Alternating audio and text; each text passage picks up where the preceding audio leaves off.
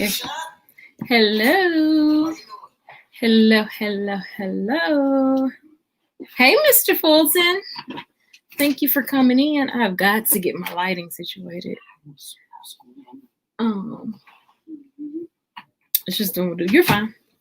How are you doing, Mr. Fulton? Thank you so much for sharing me out. I greatly appreciate you. Did you call me? I know that you were gonna try to call me with your mom.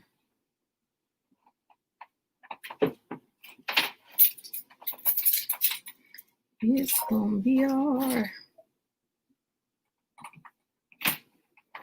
I appreciate you.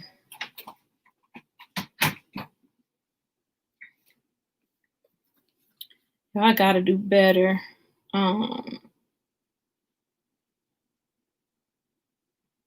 I was supposed to send this live to someone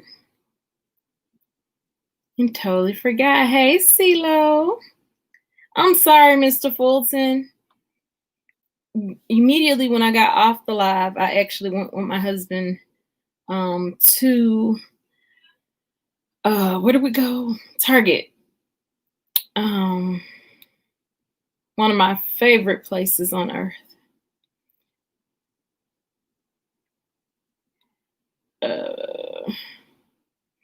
I'm sorry, y'all. I was supposed to send this to somebody so they could send it to somebody, and I didn't.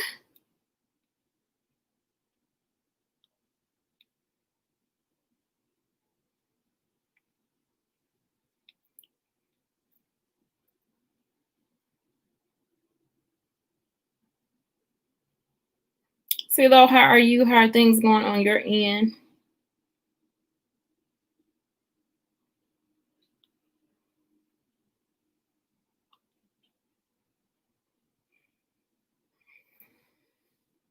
Hey, Sanji. Thank you for coming in, love. I appreciate you. All right. So, you guys saw the title for today's topic, right? Ooh, cooking dinner. What you cooking?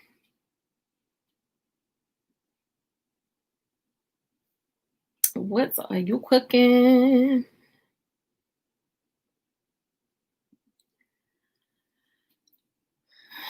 Thank you, Sanji. It's a topic that is definitely near and dear to my heart. Because as many of you know, and I hadn't talked about her in a moment. Hey, twin. Ooh, fish. Hallelujah.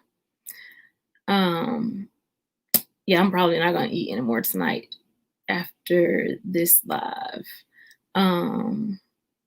Let's get to talking. Okay, Dre, I see you with the emojis. Okay, y'all see Dre. Hey, Cooking Anymore, how you doing, baby? Thank you for coming in.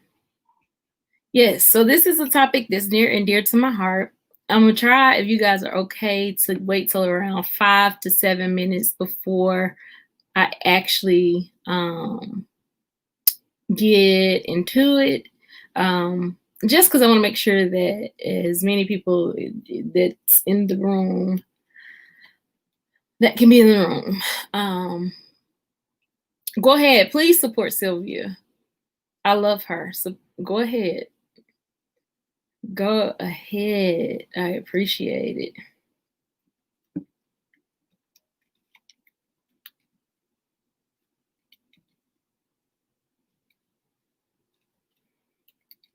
And so while I'm waiting.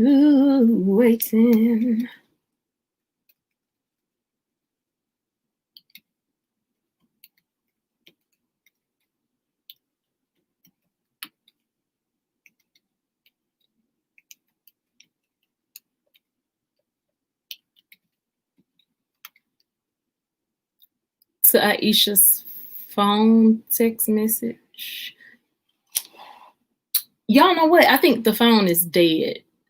That's not a good word. It doesn't have power. Yeah, this is a better word.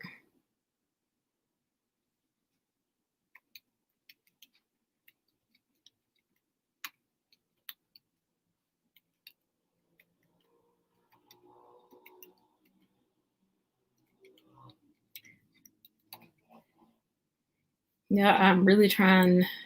Let's see. We're at 5 minutes now. 7 minutes, y'all. We're gonna get started. Because I don't want to have to do the repeating part.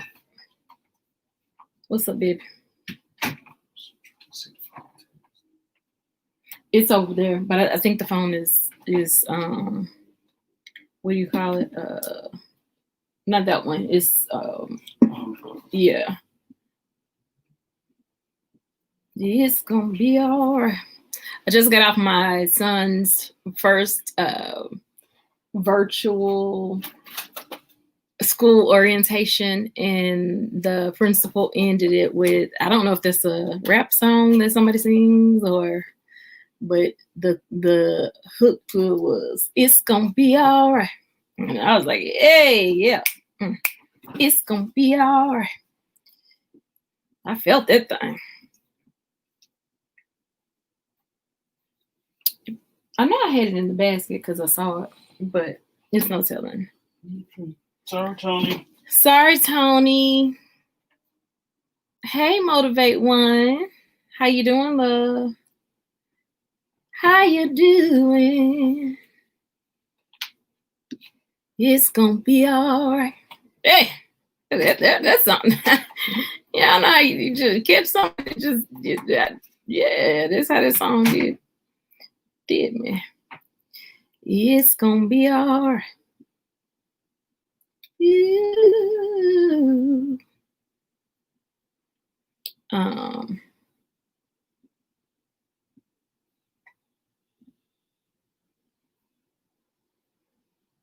Okay, I don't know what just happened here. All right, 7 minutes, 13 seconds. Let's get started. Aisha, are you guys getting any of Laura in your area? We got some storm type stuff happening, but I don't know if it's Laura or not. CeeLo says not Laura yet, but I'm sure it's coming. Like we got some storm clouds, which leads me to my storm song. There's a storm out over the ocean, and it's moving this away, not this away.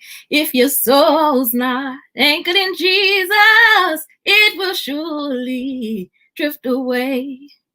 Drift away, Lord, drift away. It will surely drift away. If your soul's not anchored in Jesus, it will surely drift away. Hey, there's a storm out over the ocean, and it's moving this away. If your soul's not anchored in Jesus, it will surely drift away.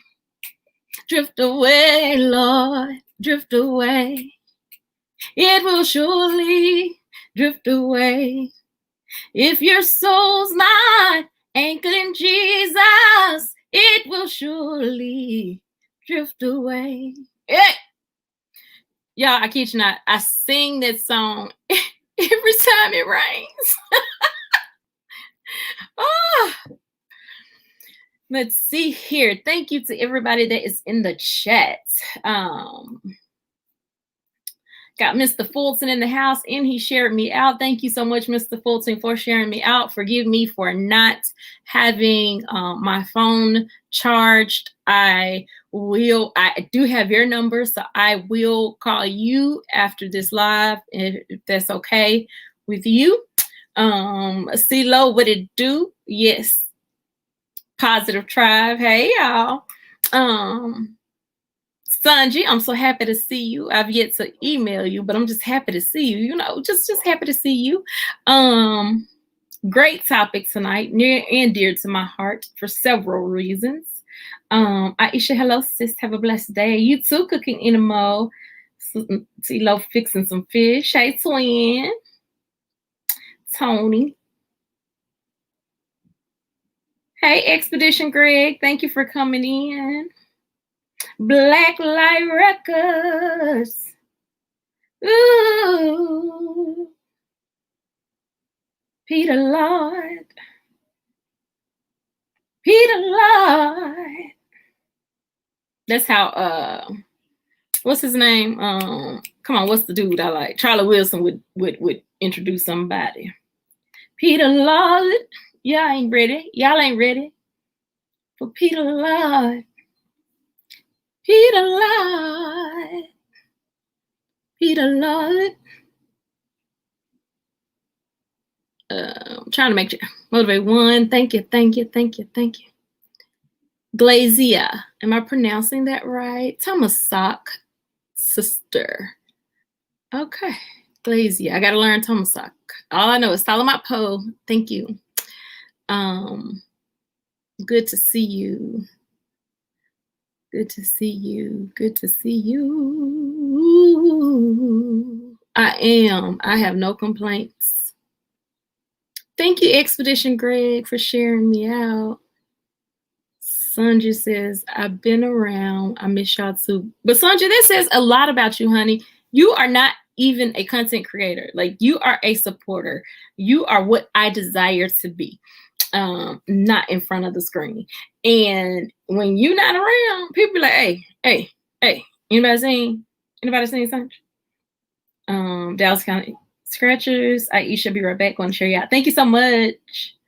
Derek sings You Can't Stop the Rain by Loose Ends. Derek, you're not late to the party. We actually started late so that you wouldn't be able to say late to the party. What it do with you though, my brother from another mother. Greenville by way of Philly. Channel Judge, Sanjay Watts. You gonna have to tell me about that because I don't know what the Channel Judge. You commented and I was like, what is a Channel Judge?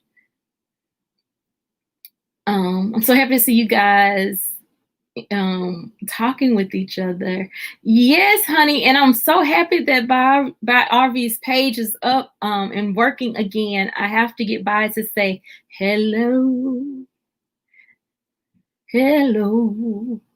I got the book, Iseashia. I want to thank you for sending. Oh, my pleasure. To God be the glory. To God be the glory. To God be the glory. God be the glory for the things he has done. Hey, the moody artist. Thank you for giving me a thumbs up and sharing me out. We're having dinner, but you will be running. Thank you, love. I appreciate you. Thank you. Is it Glazia? I pray that I'm pronouncing it right. Glazia. Thank you so much for coming in. Guys, thank you so much for coming in. If you have not hit the thumbs up button, I ask that you do so. I love the way my brother Blacklight Records says it. He says YouTube likes it and I love it. Hey, Nail Court, thank you for coming back. That makes me feel so good. It makes me feel like you didn't feel like I fussed at you today, because I promise you it's not fussing. It's all in love. Please come join Iseashia and Family. Great channel to have in your family. Inspirational, God-fearing woman. Please check her out. Oh my goodness. Thank you, Moody Artist. So that's my art. But I love art. But that's my art. If only I can learn how to play an instrument. My.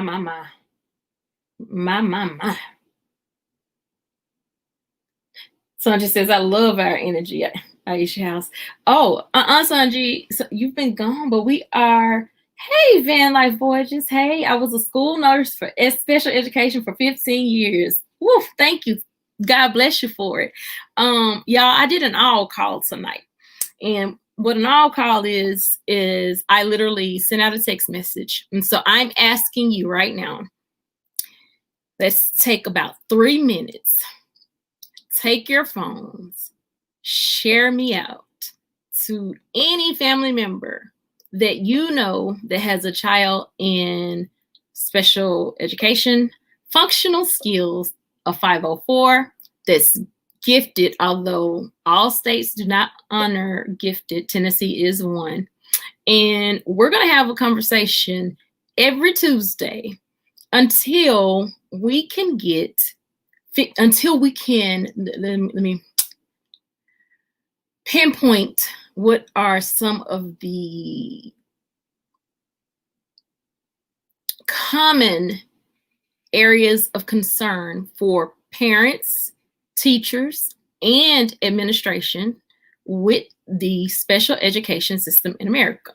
So we do know that, man, like Gorgeous says, I know a bunch definitely sharing you out. I appreciate it. So whatever social media platform, if you have a family member, like these Tuesdays, if nobody is in here any other day, I need people in the building. Today, while I'm saying that, I'm sorry, I got to send this to one more person. Y'all, I was up at 1:30 this morning, and not because of this. Dre, can you come here a second?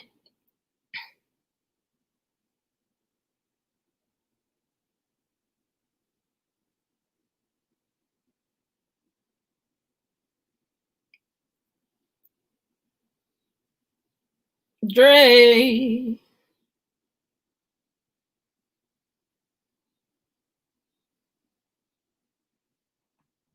Sorry, y'all.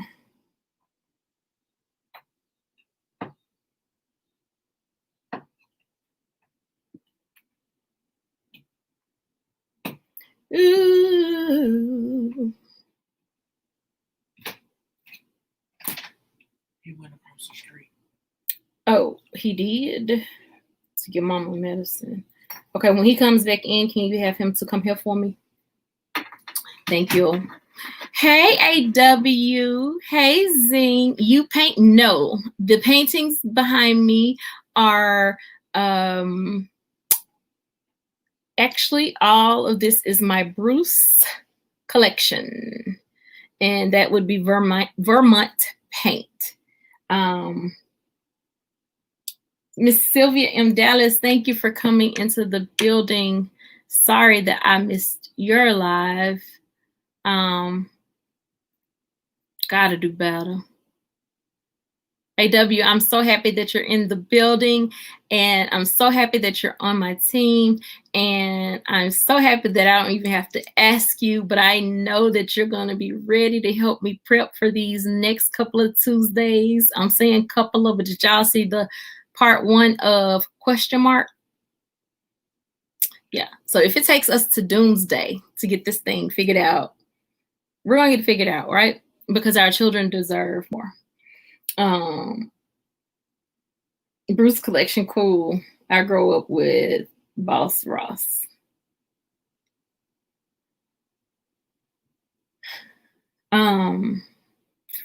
Okay. Thank you, LFH. I want to call you Life Inspired TV. I do. Yes, AW is well versed in. She's well versed. I bless God for her. Hey, Janelle Scott, thank you for coming in, love. I just sent you a text message. I was like, look, get what dude said, hide your kids, hide your friends, something, whatever you said. But tonight, the topic, as you see, is special education in America. Exceptional students matter. Part 1 of question mark. Special education is near and dear to my heart. It is. For several reasons. Life Inspired TV says, help me reach 9th grade. I'm on my way from 8th grade. Oh, wow. So are you, well, I don't want to ask that. Okay. So I'm going to try to pay attention to the chat, y'all. I can't make no promises. Hey, Melody, thank you so much for coming in. I appreciate you. Hey, Sing, thank you. I appreciate you.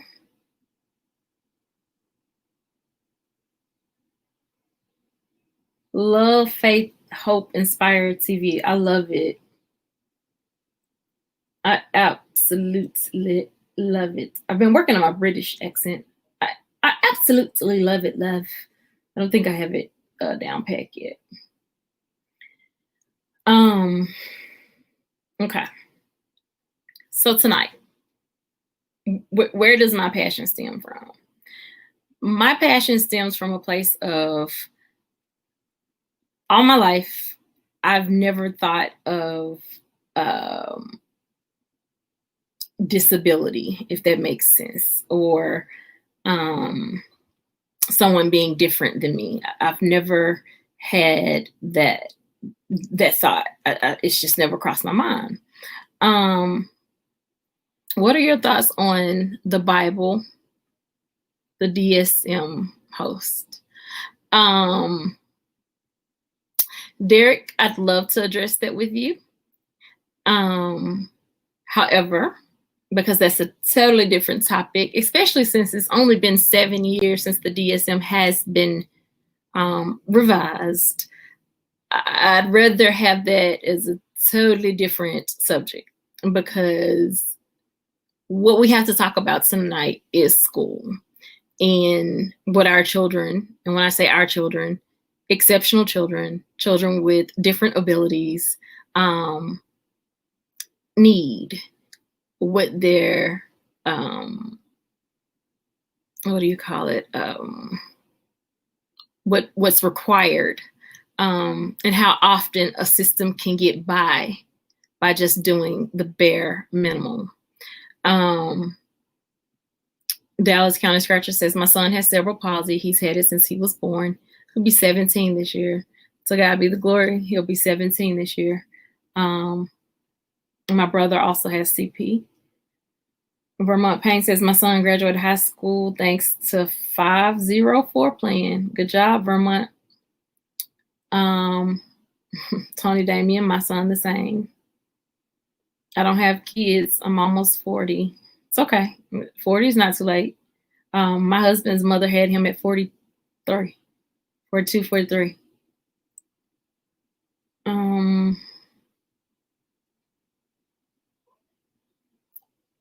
Okay. Okay.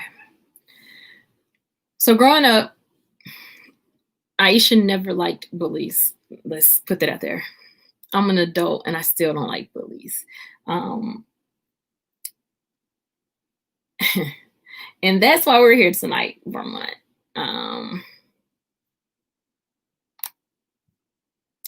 But it was a huge battle to get them to listen. So that's why we're here tonight. We need to talk about it. I'm sorry, y'all. We need to talk about it.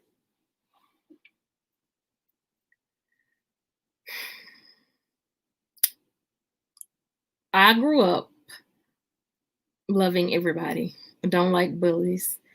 Didn't even understand the concept of CDC, which is what they used to call self-contained classrooms. There was jokes about the short bus. Typically, if somebody said something that was not appropriate or act a particular way, they would say, you ride the short bus, for kicks and giggles. And people still do it for kicks and giggles. And I don't like it. But I have to pray for me about that, because I understand that everybody doesn't get the fact that that bus still exists and there are children that still have to get on that bus. And those children weren't on the bus for kicks and giggles. They were on the bus because they were differently abled. But again, that's another topic. Hi, is it Peak Off Otter? Thank you for coming in. Is it Elahor? Love, thank you. Hey, Shay's Journey, thank you for coming in. Hey, it's all hot air. I'm well, thank you. And so I never found that funny.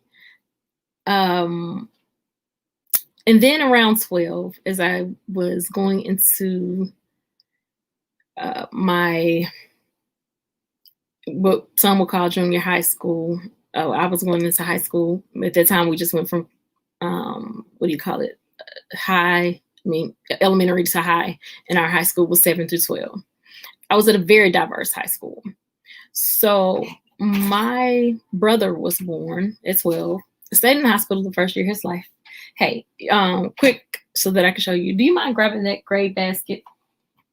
And I just need to bring it here for them to see.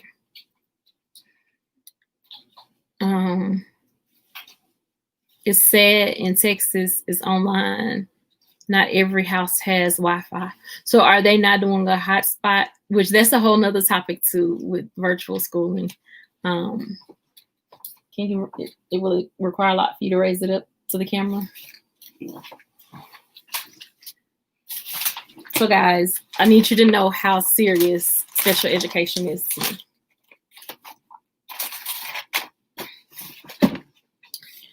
Everything in this basket is special education. Step manual.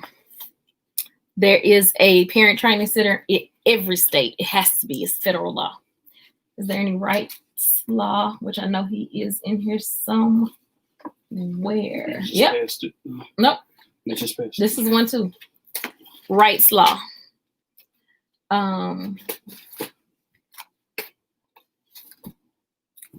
University of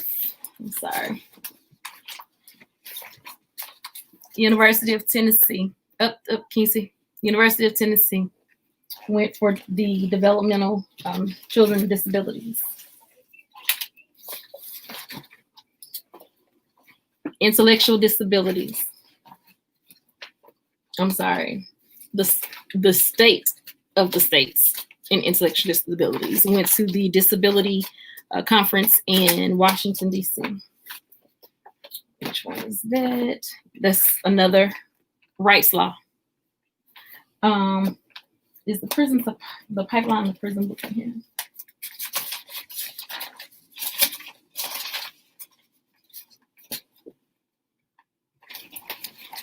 Tests and assessments.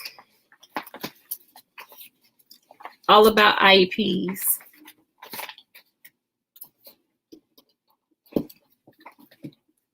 There's another book that I have.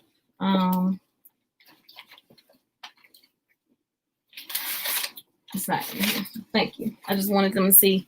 So when I say this is near and dear to my heart, y'all, this ain't no joke for me. All that learning that I didn't get credit for that. I didn't get any type of certification or anything. I did it. CeeLo said, "Host, let me get that all about IEP books from you." I did it. It's my reference guide. I can't let it go. I did it out of love for the community. I did it out of a place of, if nobody else is going to speak up, I'm going to speak up. So my brother, I've shared his story with you guys. Never thought of him as disabled.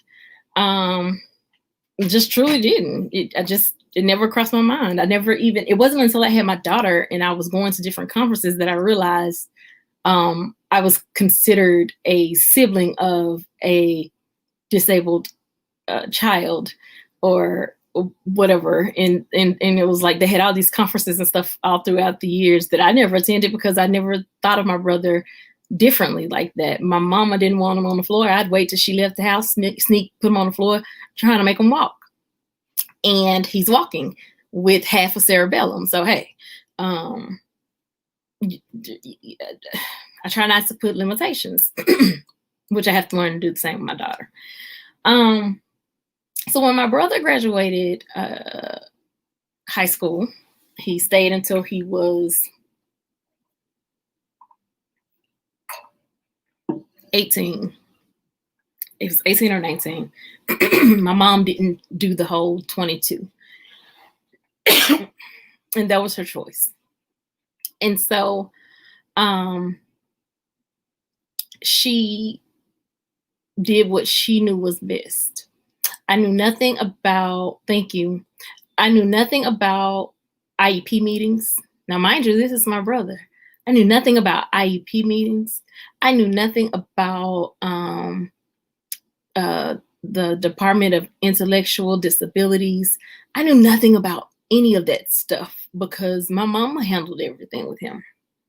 So then I get to high school and it's second nature.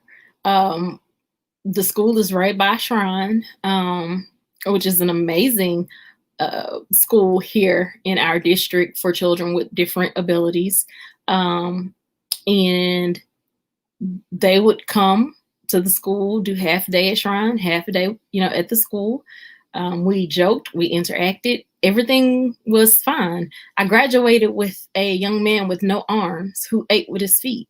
When he got done eating, he'd ask you to put the book back on, and something, be it me or whoever was sitting beside him, we'll put it on. We'll take his tray up for him. That's what we did. It was never, you never thought anything about it. And I never saw teachers mistreating anybody. So for me, growing up in such a diverse environment, and when I say diverse, it was very diverse, not just with different abilities, but just people from all over the world. We had detention center students. It was just a very diverse population. It was then that I still didn't think twice about children or what was required to teach them, because the young man with no arms took classes with me and he wrote with his feet. So, it was like, hey, you're doing what you have to do to get through life, which meant that there was nothing cognitively wrong. It was just a physical different ability. So when I had my backup, my brother, when he was in school, he would come home off the bus. My mom was at work, so I would go to her house to get him off the bus.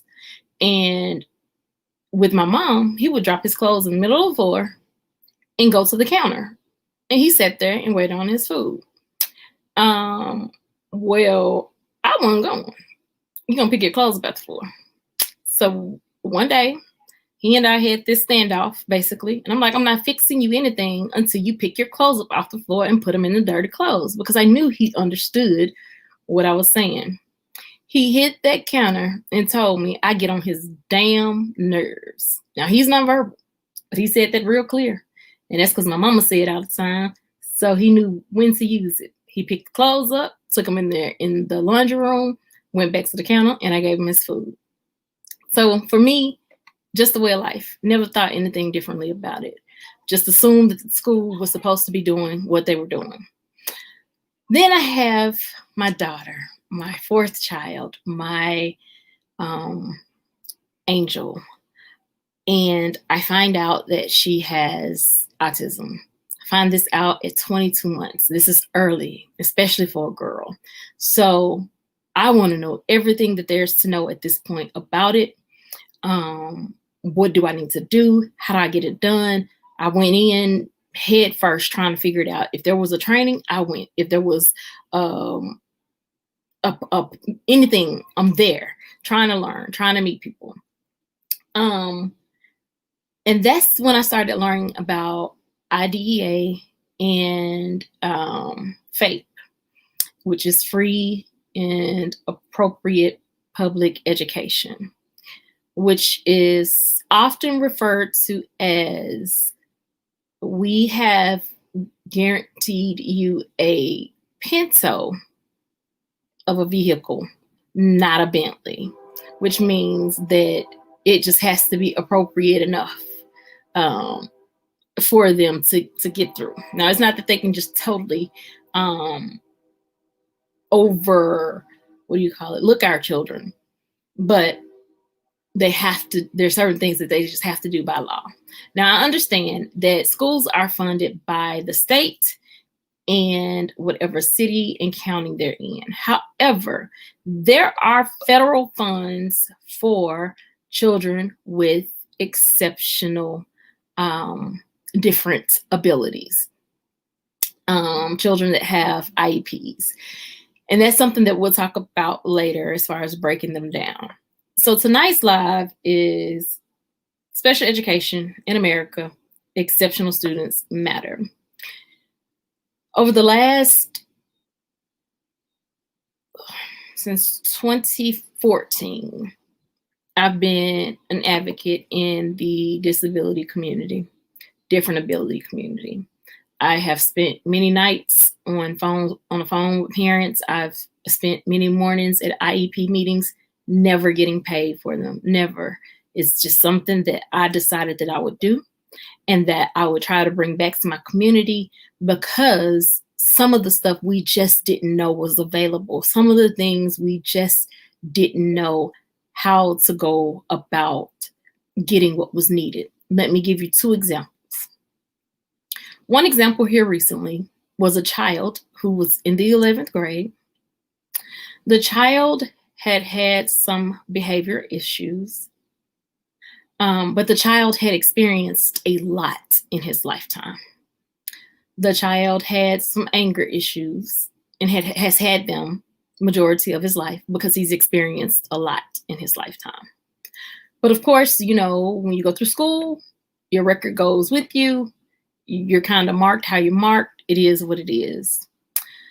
The most recent time, something major occurred in his family, and he was on his third 10-day suspension for the year. And for me, I'm like, how is he learning if he's missed 30 days out of 180 days, which gives him 150 days? You know, I'm trying to figure, like, how is this going to work out for him in the end? So I went to the school because the mom had been going to the school, and went to the school with mom. They didn't realize she had an advocate with her. They made her wait. They did all sorts of things. So finally, when they realized someone was with her, they acknowledged her and called her into a room. And they came in with their computer, ready to bury him. And my response was, so you know for a fact that he's exhibiting some anger issues. You know for a fact that he's had some things going on at home.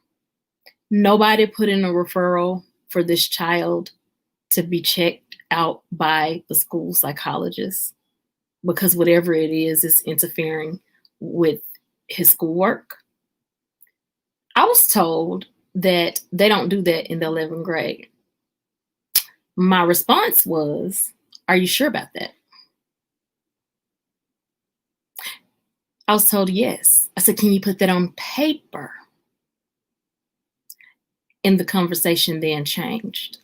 He can come to school, or we're going to put him on in-school suspension, and he has to check in with me.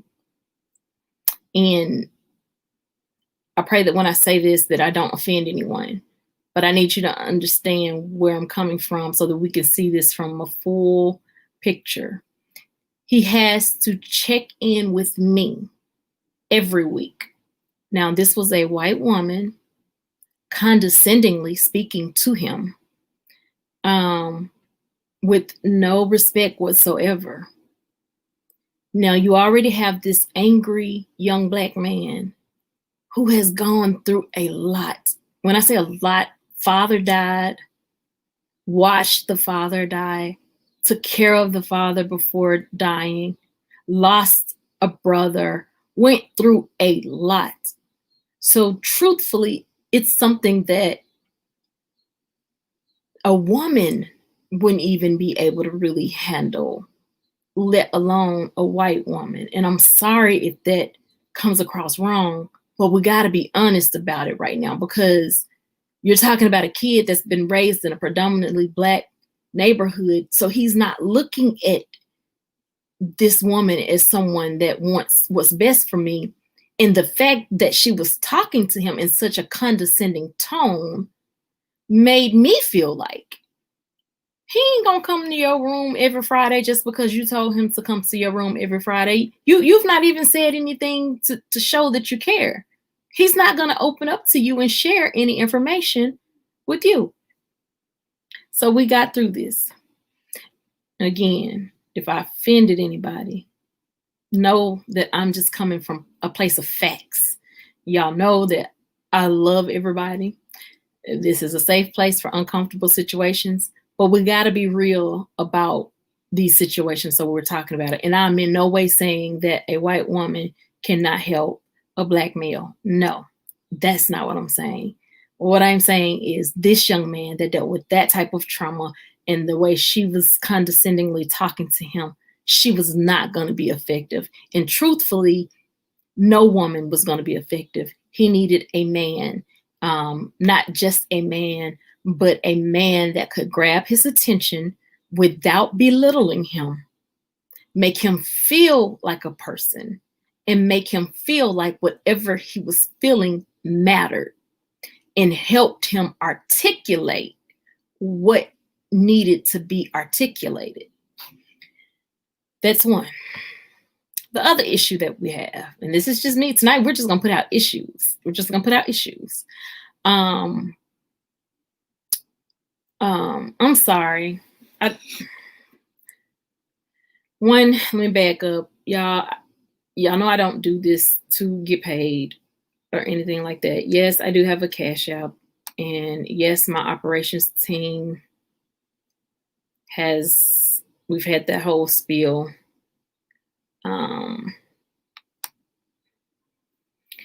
Okay, I'm sorry. So let's go to this other incident.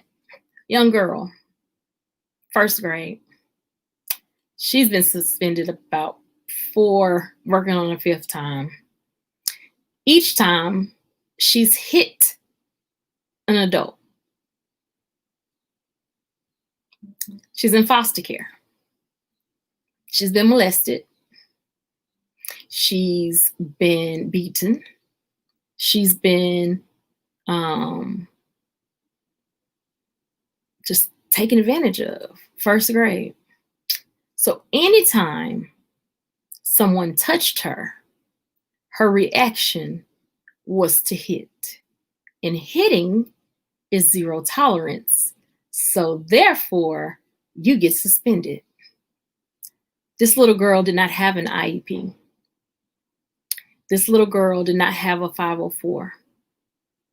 How did we allow a little girl, how did the foster system, how did the social workers, how did the foster mom allow a little girl that had been damaged already, and I don't want to say damaged, that's not a good word, Lord forgive me, that she's not damaged,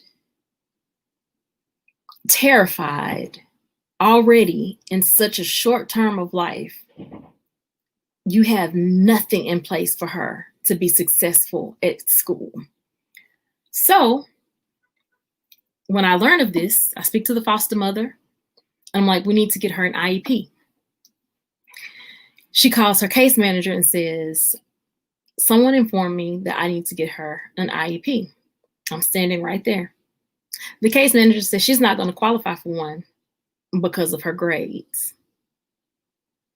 Now, in Tennessee, and I'm not sure if that's the federal piece, I have to go back and take a look. But it has to be a 2-pronged situation. It has to be a medical as well as it has to affect them at school. But here's the piece about affecting them at school.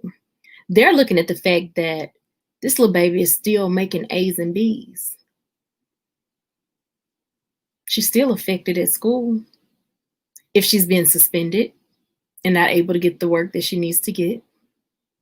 And also, she has been traumatized. So there's your medical diagnosis. The child needed an IEP. It needed to be understood that you cannot put your hands on her, even to put her in place, or even to say, scoot over a little bit, baby, or even whatever, however kind you may present it. If this child is already traumatized and already heightened period to fight or flight, then we have to come up with a better way to interact with her on a level that's going to make her feel comfortable. Because keep in mind, her grades are A's and B's. So she's smart. She's resilient. It's just this other piece that has tampered with and bothered her. And it's covered under IDEA. It is covered. But a lot of times, the school don't want to put in the work to do it. And a lot of times, parents don't know they have the option. So, I'm going to use my own child. 2017, Mom, I don't want to take ADHD medication anymore. It doesn't make me feel like myself. I understand. 8th grade, knowing we're on the second half of the 8th grade, knowing 9th grade is going to start and it's going to be harder for me to get a 504 in the 9th grade. And that's sad. It's sad. I had to know the system to get what needed to be done in the system. So I go to his school. I speak to his counselor and I say, I need to get my son a 504 because he has ADHD. His math teacher was hot. He was upset because he was like, he's smart. He don't need one of them. He don't need one of them. But what I need teachers to understand and what I need administration to understand is that it's not about if a child is just struggling grade-wise. It's about what's going on in that kid's life, what's going to happen, what things are in place that can alter that child's behavior.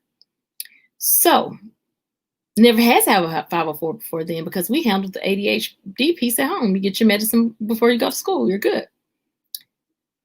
I had just had 2 brain surgeries. My mom had just had a heart surgery. And I'm spending 13 to 14 hours a day with my mother. So that means our life has completely changed. So if you're not going to take medicine, then I need to get this in place for you for your protection, to help you, to accommodate you. The counselor was on board immediately. The issue was getting teachers to understand I'm trying to be proactive, not reactive, and he has the diagnosis to help him. Well,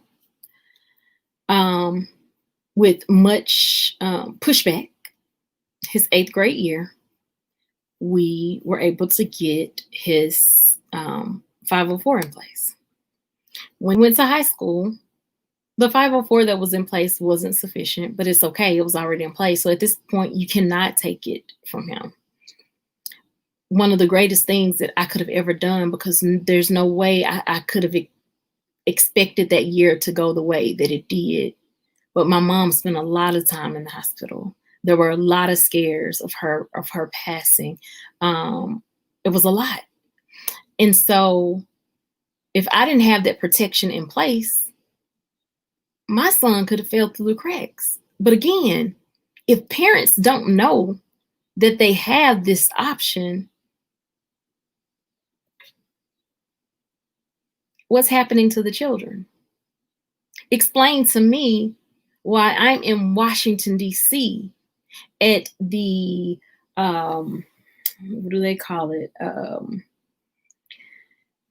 Disability on the Hill to go and advocate with the ARC of Tennessee to keep certain things available to people with different abilities, to stress the importance of an SSI check for some people, to express the things that are needed for homes and school and parents and different trainings that need to be held with parents.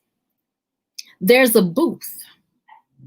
And at this booth, they're discussing the pipe to prison.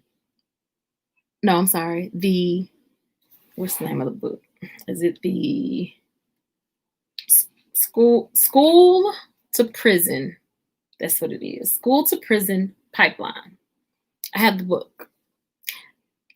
So that says to me that you know that majority of these children that have some sort of different ability, reading issues, cognitive issues, you know that especially the ones that go undetected are going to end up in jail.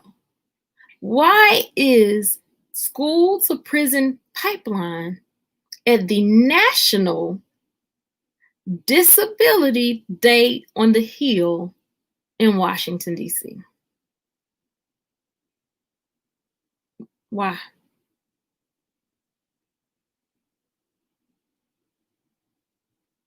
And guess who it affects the most? And again, y'all, I'm sorry, but it affects the Black and brown community the most. Why? Because we don't want to believe that ADHD is real. We don't want to believe that our children can go through some, boy, you ain't going through nothing. Hell, I go to work every day. I do this all day long. All you got to do is go do schoolwork. You ain't got nothing going on. Ain't nothing bothering you.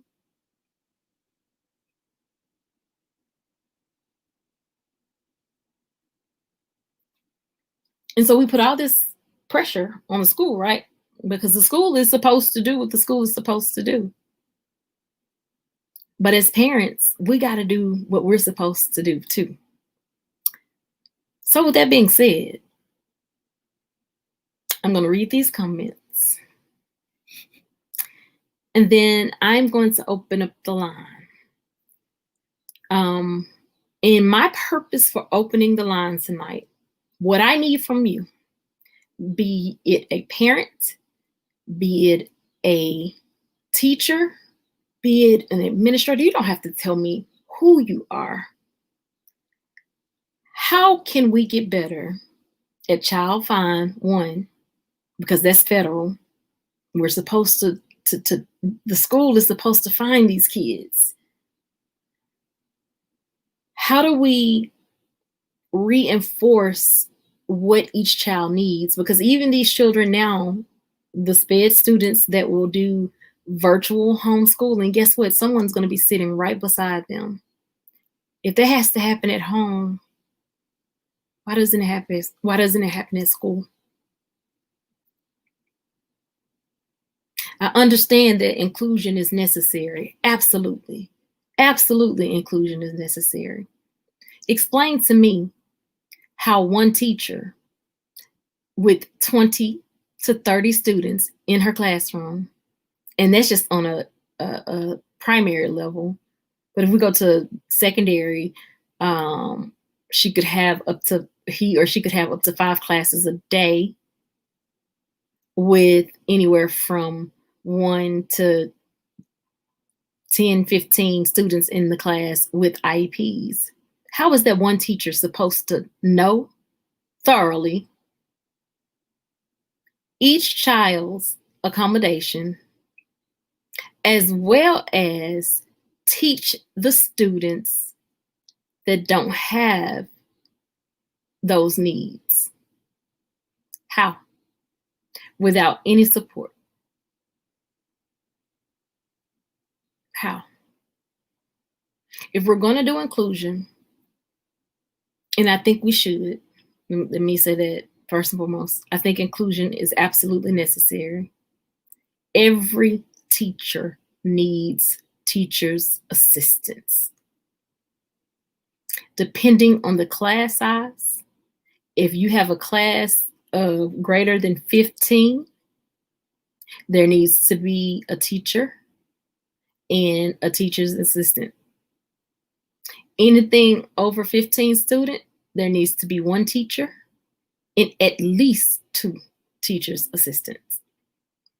If you're going to have 30, there needs to be a teacher and 3 teacher assistants. That's the only way that inclusion can be effective. And it's not for the teacher's assistant to sit back in the back corner, cross her legs, and go through her phone to the teacher. No. Your job is to gather a group and help them. Help the teacher, help them be successful, because it's possible. How do you know it's possible? My mother, as she's laying in a hospital bed in her home in the living room, I'm basically assessing my brother because I know that when my mom transitioned, he has to move in with me. I washed his clothes and I folded them, but I didn't put them up. I told him to put them up. My mother was fire-hearted at me. She was mad. He not gonna know. I said, Mama. When he got his hangers, put the hangers on the couch. Told him to put his shirt on the hanger. He put his shirts on the hanger. Now, because his perception is off. He has, like I said, he has cerebral palsy. His perception is off, and even gross motor and fine motor is off. So once he put them on the hanger, were they perfect? No. But he did it, and he was proud. I went and put them in the closet. So then, one day, I said, Ivy, this is my brother's name, go get me a bag of chips out of the pantry. Now, doesn't that seem like go get me a bag of chips out of the pantry? Did he fully understand go get a bag of chips out of the pantry? I don't know. Did he understand chips and where they were located and get me? Possible. But what I know is my brother came back with a bag of chips, and I want to say it was Doritos. And I said, no, Ivy, I don't want the red one. Get me the green one. My brother came back with a bag of sour cream and onion potato chips. I kept that one. I said, go get me a blue one. My brother came back with Cool Ranch Doritos. And my mother just sit there and she was amazed because she didn't know what his full potential or abilities were. Now, when my brother first got his diagnosis, it was mental retardation. Derek brought up the DSM-5. Mental retardation is not used anymore. It's not a diagnosis anymore. There's a full campaign that says, just say no to the R word. You won't hear me say retarded. You won't hear me joke with anybody about the word retarded. No. Just say no to the R word. So then, Mama wanted a pudding or something. And I said, Ivy, go get Mama a pudding out the refrigerator, a Jell-O pudding out the refrigerator. He brought her the white one back. I said, she wants the chocolate. And you know what he did? He went and got a chocolate. One day, giving him a bath, have to help him with his bath. He does most of it, but some parts you have to help him with, again, because he is not well balanced. I said, now go pick out your clothes. My mother was mad. He gonna tear up the room. He gonna, Y'all, I have a picture to this day. And I wish I had posted it so you could see how proud he was of that outfit. He went and put on some black jeans with a black shirt with the skull on it. And I said, come here, let me see, bro. Baby, he was so sharp, you couldn't tell him nothing. And so that let me know that he wasn't pushed to his limits, which made me further realize, okay, I can't do this with my daughter. So I'm going to tell you about my experience with my daughter. So my daughter had been in private, different ability schools to help her. But what I didn't want to do was never try public school and she not get the opportunity to prove herself. There are some things that I am very proud about. My child was potty trained by the age of 3, going on 4. She actually could have been potty trained before that had I realized that it was her having issues with doing number 2s. She goes to the bathroom on her own, which for me, again, that's something that's huge because it's not something that just in our community, that's not something that always happens. It's not rare to have children or adult children still in diapers. It's not rare. However, my brother, half a cerebellum, and we just found this out like a year after my mom passed because I needed to know what I was working with. Can go to the bathroom. So I sent her to school. We tried public school one semester. And we had our reason for trying, but the biggest was to make sure that we gave her the opportunity. We started her off going 2 days a week, and then we went full time. There was a light in my daughter's eye that went away. There was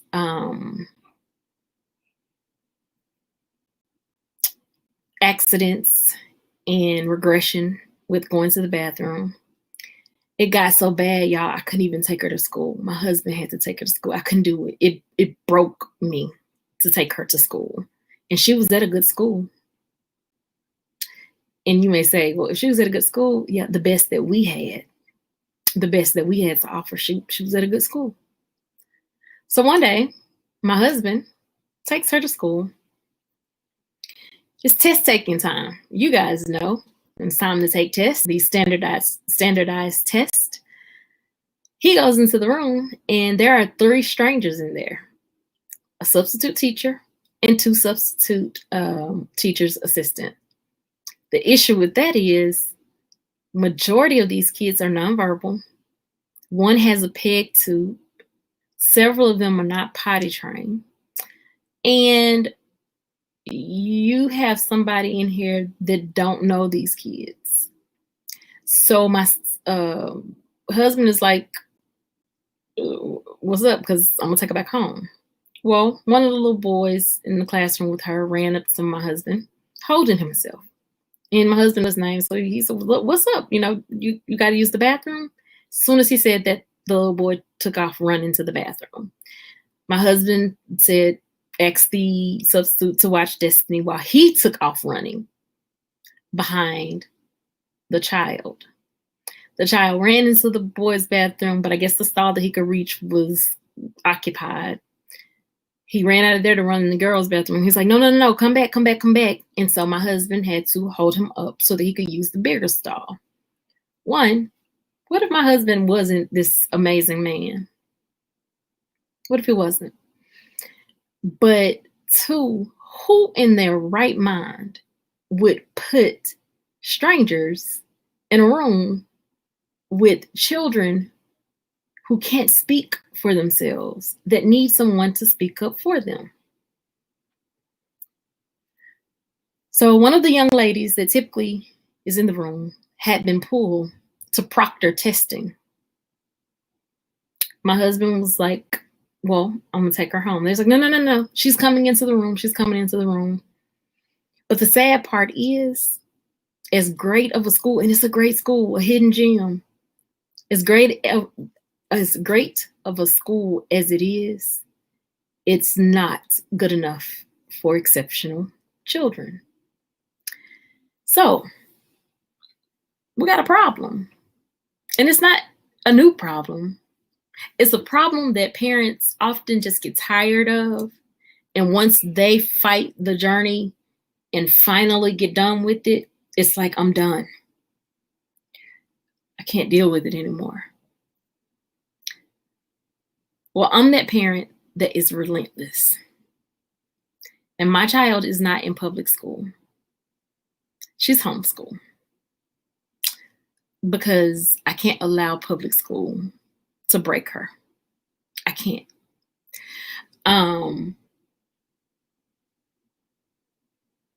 We had an IEP meeting. And that little boy's name is in my daughter's IEP meeting minutes. That incident is in my daughter's IEP minutes. Do you want to know why? Because the first time he comes up missing or had come up missing or something happened to him, we were going to have documentation. There was no way that I was going to let this slide without any documentation whatsoever. But again, who's the person in the school system to make sure that that doesn't happen? Because it should have never happened. So when you have kids, like in New York with, is it Avante's Law, that walked clean out of the school building, and the baby body later was found in a lake. Or, Lord,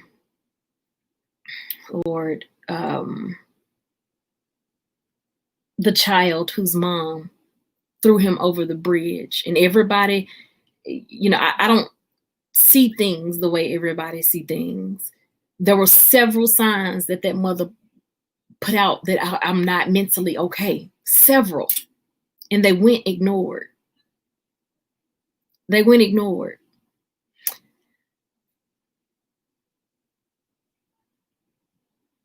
So what are we going to do? What are we going to do about the special education system in America? I can tell you all the horrible stories about my area, unfortunately. And I hoped that it wasn't the same in other places, but that's not true. It is. So tonight, what I want from you guys is to tell me, share with me, to hear Bruce say, but it was a huge battle to get them to listen. That's one thing I'm sure that many parents have in common with him. It's hard to get them to listen. But what are some other issues? Okay. Making sure that it's said in Texas, yes, online, every house. I'm just wondering, are we sure that the school system did not create a hotspot? Our school system did create a hotspot. Dallas County Scratcher, I agree, host. Okay, Derek speaking. Y'all have been so amazing. Thank you. My uncle worked with special needs kids for a long time. Yeah. University of Tennessee, Knox. That's where my cousin went. But no, this was local. I was actually at the University of Tennessee bowling center for developmental disabilities in children. Didn't get any 2 years. I didn't get any credit for that. It's because I'm determined to make sure that the community understands that these children have purpose. They have life. They can live a quality life with the right guidance. And what we're giving them now is not enough. Vermont says, hey, Vivetta Walker, thank you for coming in. Vermont Paint says, I have a library of that stuff. It costs me more to fight, yes, sir, than some pay for college for 2 years. My son is worth my life, so money didn't matter. Yes, sir. We get an EOB every month, $10,000. Yes, sir. See, we're gonna have to pray about that book. I can see it to the website. That's like my Bible. I work with every ability, but mostly specialized in autism and deaf and hard of hearing students, both concentrating on language development. That is awesome, Tanya. We will talk. King says, Aisha, bless you for what you're doing. Honey, thank you. To God be the glory. My sister stayed until she was 22. They wanted me to as well, but I dropped out. Shay, you can get your GED, baby. You can get your GED. If that's your goal, if that's your desire, you can get it. I will help you. Vermont, get them to listen, even if you need to bring, yes, sir, lawyer, doctor, congressman, whatever it takes, baby. Learn the chain of commands and send everything via email with the receipt. Hey, Jaden. It's all hot air says, I have 2 kids who is on IEP that I'm homeschooling, and they're probably going to get the best education of their life with you. Watch.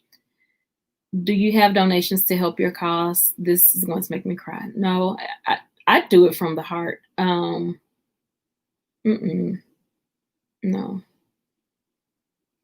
Hey, Yvette C, thank you for coming in. I enjoyed you last night. Janelle Scott, I know you know, babe. Thank you for your kindness, Ed King. You can contribute to the host. Thank you, Dre. Trauma on top of trauma. Absolutely. Absolutely, Janelle. Thank you so much. Tony Damien says, no, that white woman can't help that young man. And she came back to say can't. And Tony, thank you. Thank you. You know my heart. So you know that I wasn't saying that just to say, no, the baby, it has to be, it's not even something a woman can do. It really needs to be a man that can break through the wall, but be hard enough. And I don't know if that makes sense. If stern enough to not let him play him, if that makes sense. Vermont says they did that with my son, a 20-something female talking to a teenage boy who barely spoke 2 words to his sister, let alone any female. Exactly. I knew what you meant, Tony. Thank you. Dre says, Tony Damien, I believe that lady may have posed the ability, but at that point he would not accept the help from her due to the prior interactions. Correct. And because she, when I say condescending, I can't even explain it, but she talked to him like he wasn't nothing. And then when I go in the room with you so that you can give me the resources that we can get for him, and it's his mother and I, and another kid comes in, you tell me all of this child's business, and he's sitting right there. Why would he feel comfortable talking to you about something that he got going on when you just sit here and broke all type of rules, telling me about this child's business and how he comes to see you every week, and you talk about this. He ain't coming in here. Shay's Journey says, we need people who care to take care of these babies. I agree, Shay. And I can't say every teacher doesn't care. Every teacher doesn't have what they need to be successful. We have to understand with inclusion, when it happened, it's not like though some of these teachers went to school to teach special education. You have some teachers that went to school specifically to teach special education. But when they did inclusion, you forced teachers who didn't sign up for that to be a part of that without giving them the proper training, tools, everything that was necessary to make it work, to make it beneficial. And so now you got a teacher that's stressed out because she's being pulled. I got 3 people that I'm caring for in my house with 3 different sets of needs. Truthfully, scratch that. 7 with 3 different. I mean, with everybody has something different that there's a need that has to be tended to. Things that I have to remember. Example, I almost signed my son up for a class that I know now, when I had the moment just to sit down to think about it, it would have defeated him. It would have defeated him because of another area that doesn't go well with this particular class. So, and I'm his mama. So I know a teacher, I need an assistant. Yes, Dre, so true. Um, I grew up with friends that have special needs. I'll be damned. Doctor said he'd never be able to ride a bike, a train. That boy, honey, they said my brother won't live past 5. He outlived my mama. He just turned 31 in July and cusses me out on a daily basis. He think he my daddy. And I have a whole attitude with him because he know I ain't gonna do nothing but what he want me to do, but I can still have an attitude back. Dre, he could not respect her if she, that's it. Not only that, but she didn't respect him. Very good, King. Sometimes all they need is to see someone take out time. Yes, for them to see someone care. Absolutely. So true. Show them how. Don't give up. They are determined to learn. Just like, absolutely. Absolutely. And you got to know. So right now, my daughter is at a new behavior center. And when I say I praise God for this woman, y'all, God, I thank you. My daughter has known her colors since she was 2. But the type of teaching that she went through caused her to learn a particular way. So my daughter is regressing in colors. And it's a different type of regression than what it was when she went to the public school system. In this regression, I saw her think. So Sunday, I was about to paint her nails, and I allowed her to pick the color out. And she was pointing at it, and she looked, and she said, "Blue." And I was like, "No, that's not blue. That's purple." Because purple is her favorite color. And she said, "Purple, purple." And so it's easy to look at that and say, "Oh my God, she knew colors and now she don't." No, my baby's brain has to be rewired to think. It's going through a rewiring process, because where she was taught before, just do this, do this. What color is this? What color is that? What color is this? Discrete trial training. Now she's being taught over a it's completely generalized. So not only do you learn the color red, but okay, point out something red in this room. So her brain is having to be rewired to process that. And I saw it. And so all I could say was, "God, thank you." I'm not upset that she didn't say purple and I know she knows purple. No, because I know she knows purple. The thing was, because it was asked a different way, she is, how can I say it, is trying to figure that part out. But then I see so many other strides in so many other areas. Tony Damien says, "As a foster parent, I got all my kiddos on fire." Exactly. Because their life is affected. Like, I don't understand why that's not automatic. Exactly, King. Love, patience always work. Absolutely. Absolutely. Sanji, they push them through the system like they are babysitting them. I believe once they identify the need, find an individual advocate for their parent first, and then an individual advocate for the child. So, Sanji, let me tell you, that is bigger than what we think. It's so much bigger than what we think.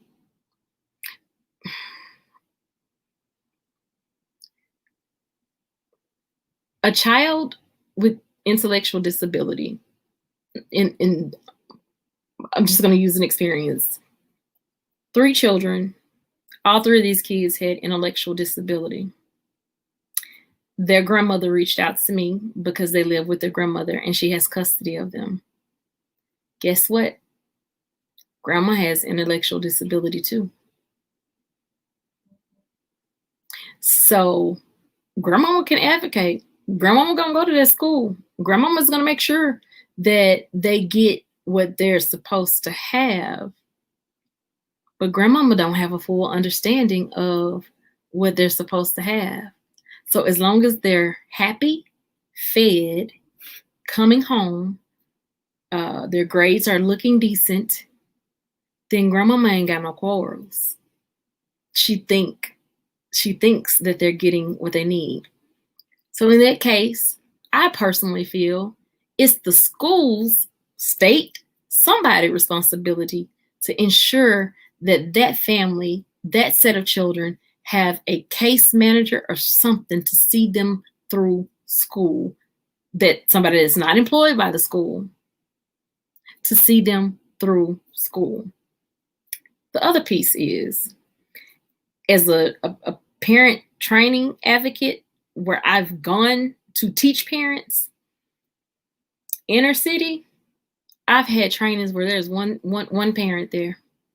And it's been advertised, it's been on the radios, made sure that it's on the hip hop stations, one parent. But then I'll go to the rural suburban areas and it's packed. Packed. So even there, we got to figure something out. My family know I'll do anything for them, ride or die. Baby, where you need me? What time? But at the same time, I want them to know too. Because guess what? Something can happen to me. And I want them to know too. And yes, No Child Left Behind, a mess. Train teachers assistants. Yes, ma'am. Yes, ma'am. I agree with you, Nell Court. Not just someone to sit up and take space. Sanji, I created a monster, LOL. Carefully let him drive to first gear. He loves NASCAR. Totally love this story. I also believe referrals work during the school day, such as counseling, allowing them to vent in a safe spot. Come through, Sanjay Watts. They understand more than people think they do. They need to know you care. Reward them. Absolutely. Neil Core says it's okay to say shit. Absolutely. Sanjay, absolutely blown away by how much they learn. Don't consider it a disability at all. No. And it took me being in conferences with, and I don't know what they do in different states, but in Tennessee, we have this program called Partners in Policy Making. And this is a 7-month program. It's in Nashville.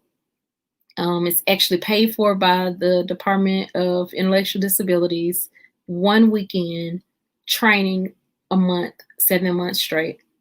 The only qualifications is you have to be someone with a disability or the parent or sibling to someone with a disability. Well, I actually qualified for all three. However, I was thrilled to be a part of this program. And I learned so much in this program. And one of the things that a lady told me, and this lady had cerebral palsy. She uses a wheelchair. She's married. Her husband, I think he has CP also.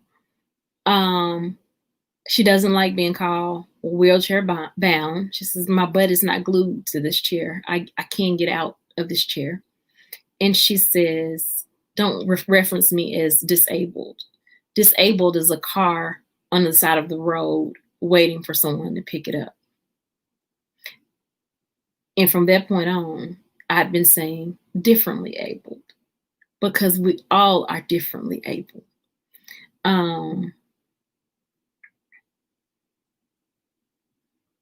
Exactly, King. They make my heart smile. They are really unique. For some reason, King, they are darned to me. Sonia, they're always correcting me with facts. Shout out to all the homeschool parents. Bless y'all. Well, we all homeschool parents now, so I'm sorry. We need more teachers / advocates with heart for the need. So here's the thing about teachers. There are several teachers that I know care deeply.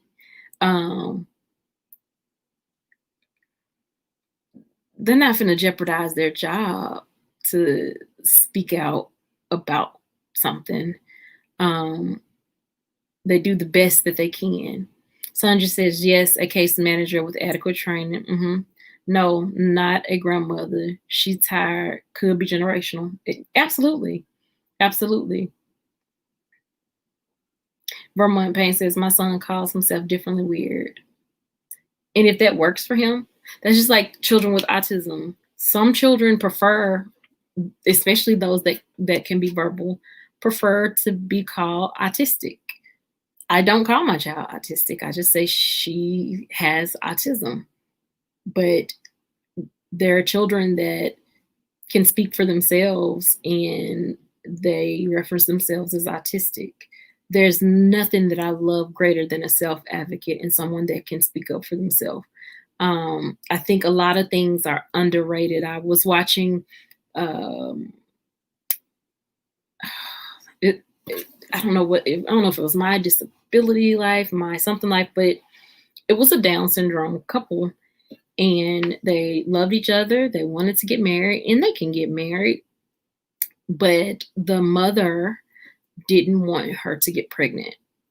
And I feel that we don't have that right to make a decision for them when they are cognitive enough to understand.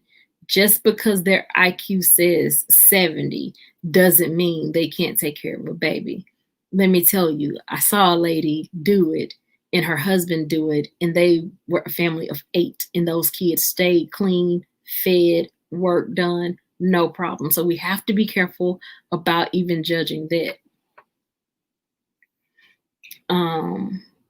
I've got to go to the grocery store before there's no food. Oh God, praying for you. Be safe. Yes. We've actually been on an hour, almost an hour 30. I want to drop the link and then we're going to end. The world needs more conversation like this plus action. That's it. We ain't done. That's why I says part 1 of question mark. We got homework. I need your help. This is why I was like, hey, send this text out to your people. Next Tuesday, we'll be right back here talking about the same thing. What I need to know from you guys is,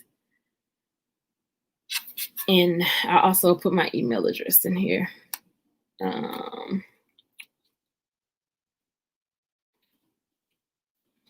I need to know, and if you could email it to me, it would be much better than actually coming up here because I'm not gonna. Aisha, please read what I said. Oops, sorry. Was it my son calls himself differently weird? Not. Oh.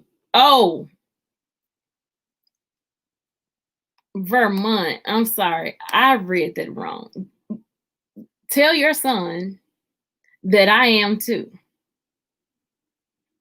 I am differently wired. Guess what? We all are. I love that. Please forgive me. I love that. Thank you, Vivette Walker. I just say to God be the glory. And I think the reason why I probably read weird is because our son that's off to college calls himself weird, and it frustrates me because he's not weird, and he calls himself awkward, and it frustrates me because he's not awkward. He's just different. He's my gentle giant, you know. But I love that, differently wired. Forgive me. But yes, I love that. Aisha, I'm your twin. You know I am differently wired. We're the same type of differently wired, though. So I don't know how we got differently wired together. But if you guys, like, and I'll put it, Vermont, you are not weird. You are so far from weird. And I need you to stop saying that too. You are so far from weird. Anybody that can talk to Dre, and yes, that's my husband, you are not weird because He's not weird either. But anybody that can literally talk to Dre and joke with Dre the way that Dre jokes, baby, you are not weird at all. I'm probably weird because I have my days. Since Vermont Paint is on the screen, I would love for you all to know that the art behind me is all part of the Vermont Paint. Dre is mellow to the core. Oh, okay. Dre, you mellow to the core? Um, and there's more. I changed it out a little bit. But yeah, from the Bruce collection. That's what I like to call it. My Bruce collection.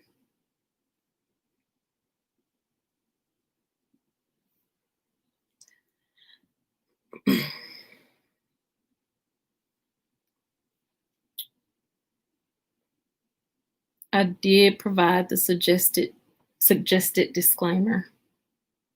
Burma Paint, I sent Dre the link I sent you yesterday. When the phone is charged, he will see. LOL. There's a little reality show on Netflix about people who are differently able in romantic relationship. It's called Love on the Spectrum. Yes. Yes. Poor Dre. Oh Lord, let me charge the phone. And why do I see tire tracks? Tire tracks where, baby?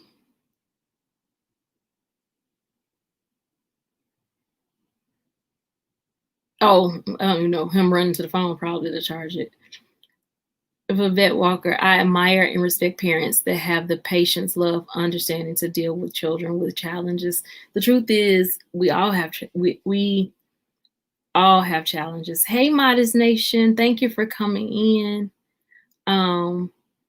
We all have challenges like this, and if Neil Court is in here, that's one of the things that that's why I drill so hard. Don't be so hard on yourself. Don't be so hard on yourself. Like, I can't say it enough. Don't be so hard on yourself. As parents, we make mistakes. And I'm not calling the kid mistakes. We miss stuff. We forget stuff. We're not always perfect. From the baby, from the bus you drove over me. Baby, I didn't drive. I'm just saying, you are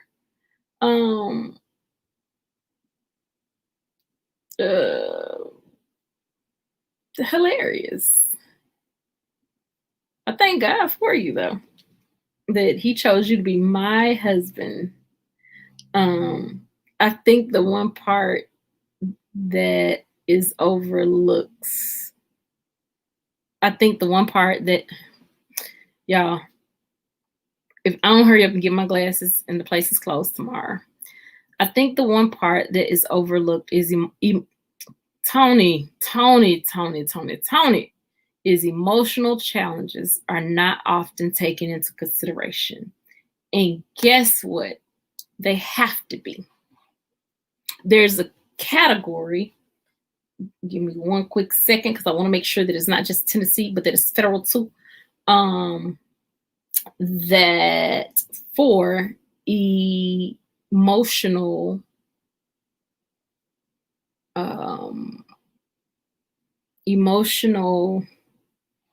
give me one second. And if y'all don't take nothing away from this conversation tonight, take this away.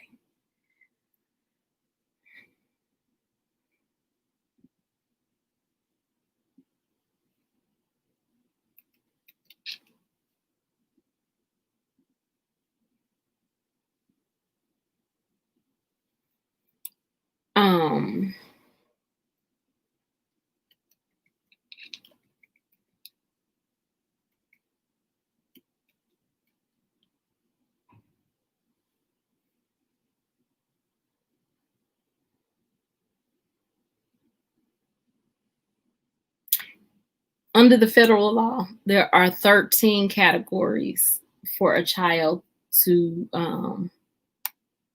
I learned to laugh, Aisha, when I kept trying to be the perfect little girl. No such thing, honey. But of the 13 categories, specific learning disability, um, dyslexia, dysgraphia, and I'm pretty sure these are some things you guys have never even probably really heard of. Dyslexia, we've heard that, but dysgraphia, dyscalculia, auditory processing disorder. Do you know what that is? Two of my children have it. Nonverbal learning disability. Other health impairments, which is ADHD, which impacts the executive functioning, but also other things can be in other health impairments. Autism spectrum disorder, they put it completely on there. Emotional disturbances. Various mental health issues can fall under the emotional disturbance category. They may include anxiety disorder, schizophrenia, bipolar disorder, obsessive compulsive disorder, depression, and much more. Speech language impairment, visual impairment, including blindness, deafness, hearing impairment, deaf blind, orthopedic impairment, intellectual disability, traumatic brain injury, multiple disabilities. When was this dated? Because this stuff here is, they added something extra. The girl got to go do some research. What's the date on this? 2020. Yes. Okay. Deep breath. My son needed this help because he found his mother and held her until help arrived after her third attempt to end her own life. She had 10 total. Yeah. And how does a child learn with that? There has to be some accommodations in place. There has to be some help in place.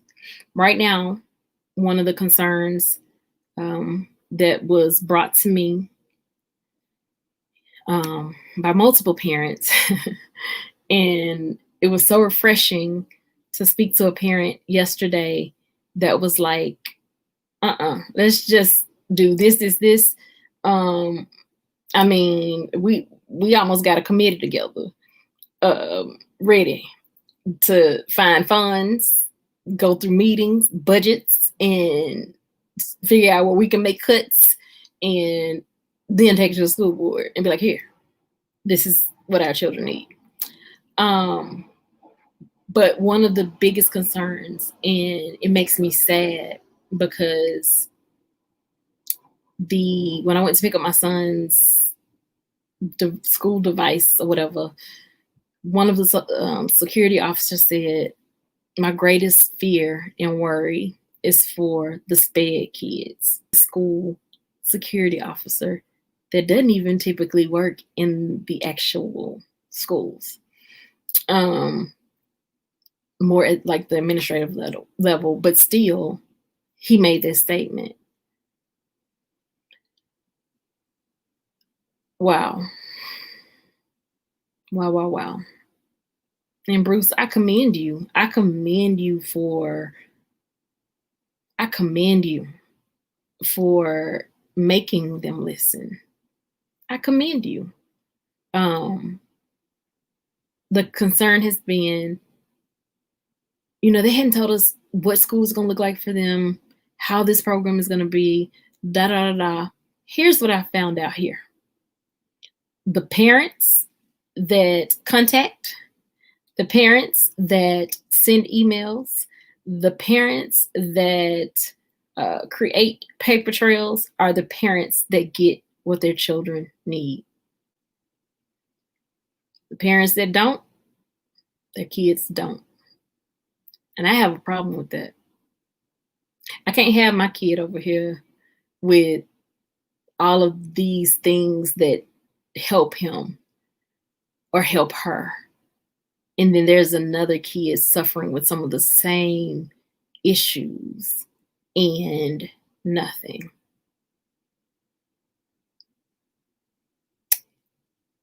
No.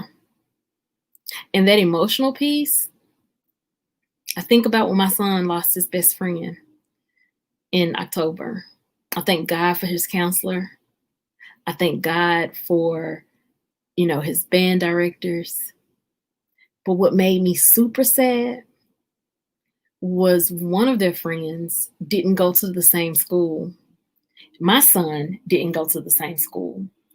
So they didn't have grief counselors at my son's school, though there were 3 kids there that knew him.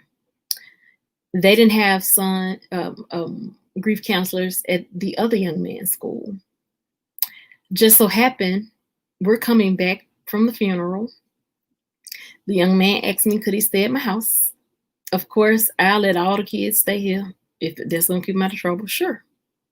What school do you go to? I find out the school that he goes to.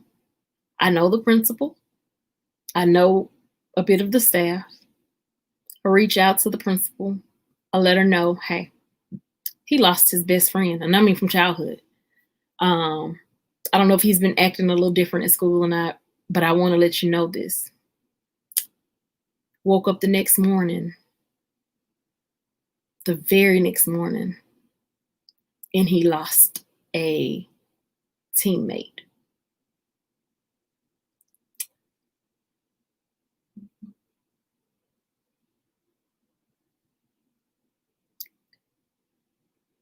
Did they have grief there at that time? Yes. But at that funeral, when the pastor asked for all the students to stand up, do you know that over half of that church was students? And school wasn't out. It was on a Friday.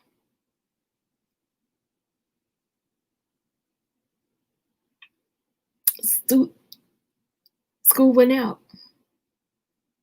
So we got to figure out something. So with that being said, I'm begging y'all, whatever state you're in, please email me some of the issues that you are experiencing now and have. And I promise you next week, we're going to go from there. We're going to talk about the disability categories. We're going to talk about this whole, and I don't know if this is even federal or not, but I know in Tennessee we have response to intervention and all of this stuff that has to happen and data points and this and that before you can get referred to special education, because special education is a service and not a place. But we're going to talk about it. We're going to talk about it. Tony Damon says, as a foster parent, they would drop off these young ladies to me. A lot of them were forced to work the streets as early teens, gave them a Target gift card, then expected you to give them a shower, new clothes, send them to school, and expect them to regain typical environments without reasonable accommodations for mindset. And Tony, it's like there are so many areas that I want to focus in, and I can't focus in all of them. My heart rests with the children in foster care. Some has to give. Something has to give. When you see, and I'm going to tell you what made my heart go there. The day that I saw I can't remember if he was 7, 8. He wasn't older than 9, I know that. So he had to be about 7, 8-year-old young man being transported by police officers in handcuffs because he's considered that dangerous. And he's not even that big in the foster system. Some has to give. Something has to give. And the last thing that I'm going to say,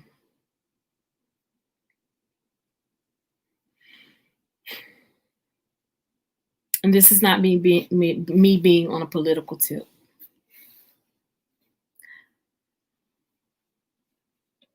Vote for who you vote for. But I want to help you with your excuses. Please do not say,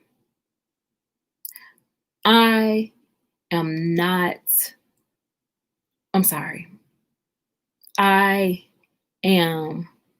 going to always vote for those who stand up for the unborn child. And you're not putting any effort into this jacked up foster system that we have. If you ain't got no foster kid in your house, if you're not mentoring one of these kids, you need to check yourself, because you're being real hypocritical and real judgmental. And that's just me being honest. I really don't care how you vote. I hate that they're, y'all know I hate labels. So I hate Dems, Repubs, Libs, Green. I hate that. Don't put any labels on me. But here's what I'll tell you. I'm pro-life. And you may say, Aisha, that doesn't even make sense. I'm pro-life. Aisha is pro-life. If Aisha gets pregnant right now, yes, I may have to go to a mental hospital through the duration of this pregnancy, because I'm just not mentally prepared. But I'm going to have my baby. But Aisha also realized that she lives in America, where it's supposed to be the land of the free, the home of the brave. I don't condone abortion. I believe that a baby is a baby from the moment of conception. There has been twice that God has allowed me to have ultrasounds in my children. One didn't have a heartbeat. And so I got to see him before his heart started beating. It was just this little seed. And then the next week we go back and it's like a Pac-Man, just looking like a Pac-Man. And then with my last child, the doctor wanted to schedule me for a DNC because I was 9 months and there was no baby in there. And the look in my eyes was like, no. He said, I'm gonna give you 1 more week, but we're gonna have to schedule this. In 1 more week, there was a baby in there that looked like she'd been there all along. So I believe from the moment of conception that it's life. But that's me. I'm not gonna force my belief on anybody else. I believe that you should be able to believe whatever you believe and do whatever you need to do for you. I teach my children my belief. I hope that my belief carries on with them, but I can't judge anybody. And if we can rally more for, how can I say this? What people do to their own bodies than we can for the lives that have been lost by mass shootings because of military grade artillery. Because I believe in the Second Amendment, right? Oh, I carry, baby. Believe me, licensed to carry. Well, don't walk up on me. Don't do it. Don't do it. I got the right to protect my space. I'm going to protect my space. But no average citizen need military grade artillery. And so I'm just saying, like, when do we start thinking about the fact that we got to have some solutions to these problems? Preferably that makes sense. Because what I see happening to these children in foster care, it breaks my heart. And if you can go to bed at night sleeping well, and I'm not talking about, I'm going to address this too. I'm not talking about these little mission trips over here to Haiti to go paint a freaking building, to show pictures, to put it all on Facebook. We did mission trip. We painted this building. We took some water. We took some. No, no. There are too many children over here suffering. And I'm not knocking going on a mission trip. I'm knocking going on a mission trip, making it a photo op and putting it on Facebook, but I ain't doing nothing here to change something. That's what I'm knocking. I'm knocking that feel good feeling that you get because, oh, I did some work. Oh, I did some help. But you're not really determined to put in the hard work. That's what I'm knocking.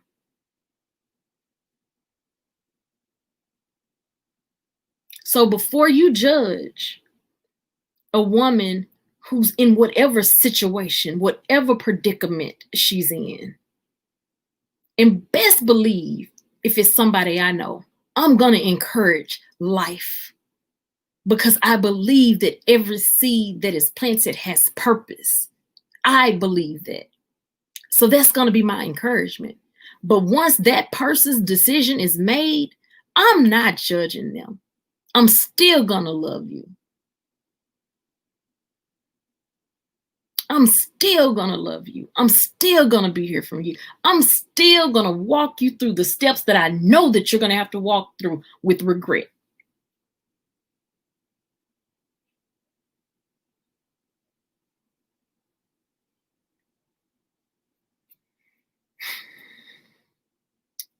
So the foster care, that's where my heart lies. I love you too, Sanji. Thank you. Hi, Glorious Life on Wheels. Hi, Breast Channel. Thank you for the thumbs up.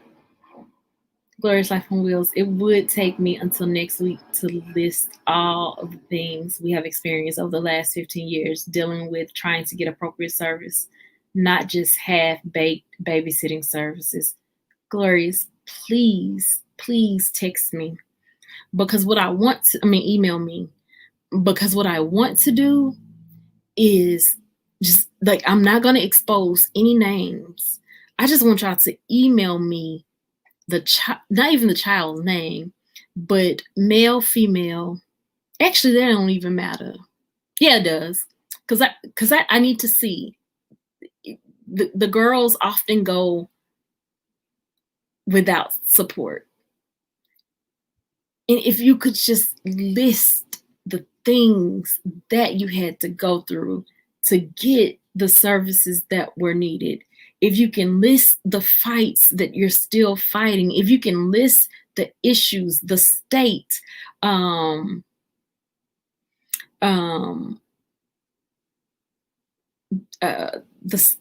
the school system, the resolution, because oftentimes as parents, we walk away from the table with what we can get. We go in with a plan. And we walk away with what we can get because we're tired of fighting. I don't care how long it is, because I want to be able to compel them. Like, we have to come up with something. If we're seeing the same problem in different states, then that means that it is systemic across the U.S. Iseashia, be well. Remember that our hearts love on a soul level. Yes, people don't always understand. That is fact. Plenty of kids here need help for all of that. Absolutely, Tony. Welcome to A-Stu's family. We are about to get off. Y'all, and that's my email. Vermont, thank you for sharing. Thank you for sharing. And thank you for being his advocate, because guess what? I know what it feels like to advocate for a child when you're already dealing with your own set of differently wired too. So I get it. Thank you. Yes. So I have a parent that I am going to help prepare for an IEP meeting tomorrow. I'm going to get off here now. I'm begging y'all, please, please, please email me these your experiences. I beg you. If you got friends that have had experiences, email them to me. Ooh, ooh, ooh, AW.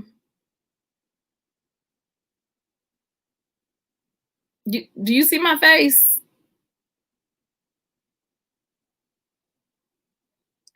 Vermont. And guess what? I still fight for mine. I still fight for mine. Absolutely. Absolutely. Girl. Ooh, we're gonna pray. We're gonna pray. I can't even post that one up. We're gonna pray. We're gonna pray hard. We. So with that being said, guys, I'm so sincere. Please email me. I want to hear. I know you feel like you've fought this battle, you've dealt with it, and I know some are just drained. Like I ain't got it, but I want to know, Tony. It's all hot air. She said, "Yes, I see your face." Girl, doctor, that's more work. Iseashia, person helping people. Yeah, I can do that. I can do that. I got a PHP. Hey, thank you very much. I'm gonna start signing Iseashia PHP. I can do that one, but not PhD. I don't like school. Love you, twin, Iseashia and Dre. Be ready to get a good laugh. I'm gonna charge the phone. Lady J, I've been in the background listening, respectively.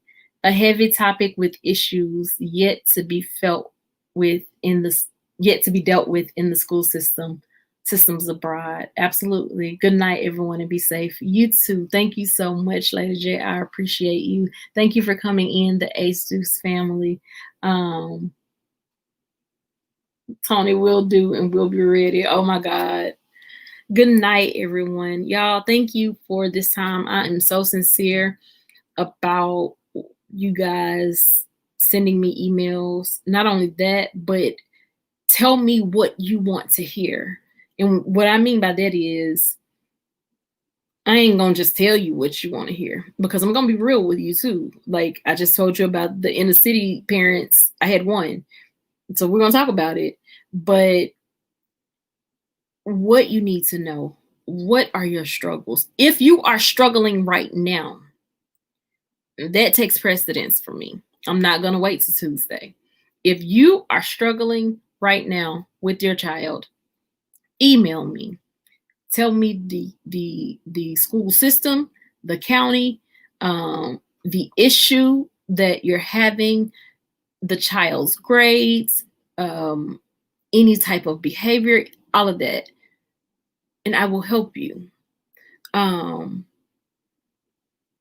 in that part, I mean, but for next week's live, I just need to see a compilation of all of the different issues that have been experienced statewide. Okay, I got all that out. Thank y'all for listening to me. I'm gonna keep rolling with this until we either get a resolve or y'all are like, we're good. One of the two. Until tomorrow for Wisdom Wednesday, I am sending lots of love, peace, joy, blessings your way.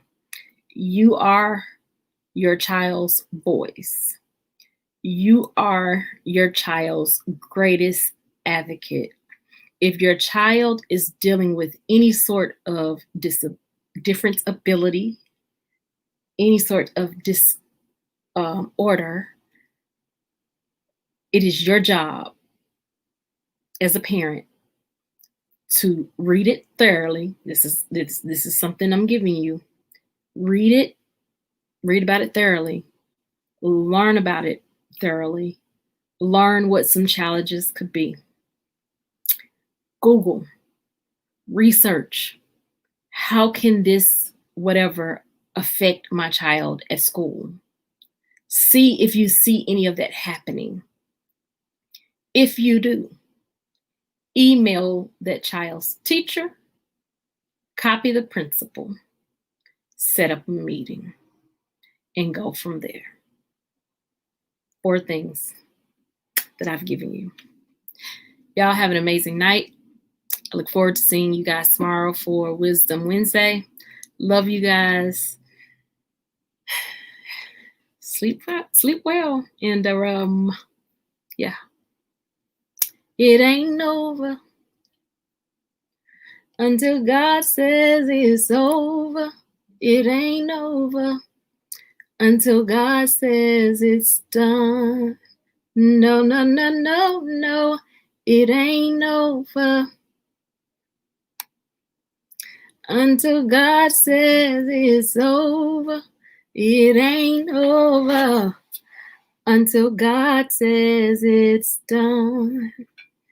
And y'all remember that it's not over until God says it's over. These kids are going to get what they need if it takes an army of us to do it. We're going to get it done. I love you guys. Have an amazing night. Bye.